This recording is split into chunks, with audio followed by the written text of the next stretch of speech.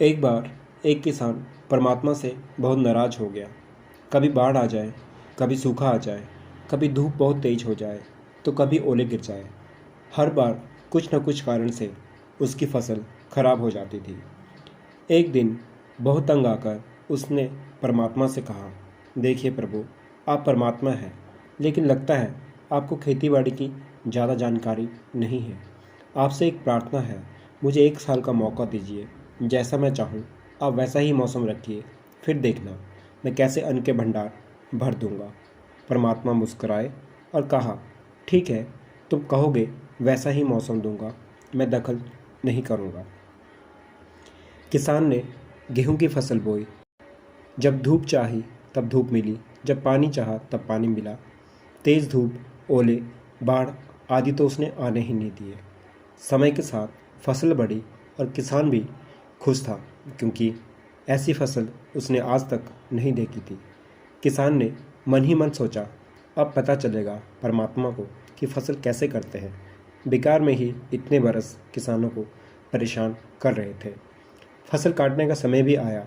किसान बड़े गर्व से फसल काटने गया, लेकिन जैसे ही फसल काटने लगा वह एकदम हैरान रह गया, क्योंकि गेहूं की एक भी बाली के अंदर गेहूं नहीं था। सारी बालियां अंदर से खाली थी। वह बड़ा दुखी हुआ। उसने परमात्मा से कहा, हे प्रभु, ये क्या हो गया? तब परमात्मा बोले, ये तो होना ही था। तुमने पौधों को संघर्ष का जरा भी मौका नहीं दिया। ना तेज़ धूप में उनको तपने दिया, ना आंधी ओलों से जूझने दिया।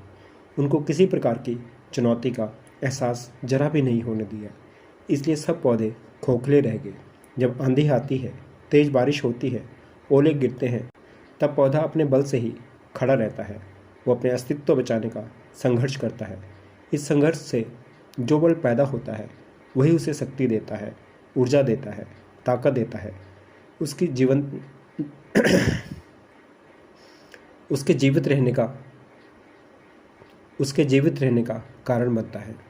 सोने को भी कुंदन बनने के लिए आग में तपने, हथौड़ी से पीटने, गलने जैसी चुनौतियों से गुजरना पड़ता है। तभी उसकी स्वर्णिम आभा उभरती है और उसे अनमोल बनाती है। दोस्तों, ज़िंदगी भी इसी तरह से ही है। ज़िंदगी में भी अगर संघर्ष ना हो, चुनौती ना हो, तो आदमी खोखला ही रह जाता है। उसके अंदर कोई गुण नहीं आ पाता। ये चुनौतियाँ ही हैं जो आदमी रूपी तलवार को धार देती हैं, उसे सशक्त और प्रखर बनाती हैं। अगर प्रतिभाशाली बनना है तो चुनौतियों को स्वीकार करना ही पड़ेगा, अन्यथा हम खोखले ही रह जाएंगे। अगर ज़िंदगी में बलवान बनना है, प्रतिभाशाली बनना है, तो संघर्ष और चुनौतियों का सामना करना ही पड़ेगा। चुनौतियों और संघर्ष का सामना करने से ही हमें बल मिलता है और आगे बढ़ने की प्रेरणा मिलती है। इसलिए जब भी जीवन में चुनौतियाँ आए, संघर्ष आए, मुश्किल आए, तो उनका हमें डटकर मुकाबला करना चाहिए। ये परिस्थितियाँ ही हमें आगे आने वाली परिस्थितियों के लिए मजबूत बनाते हैं।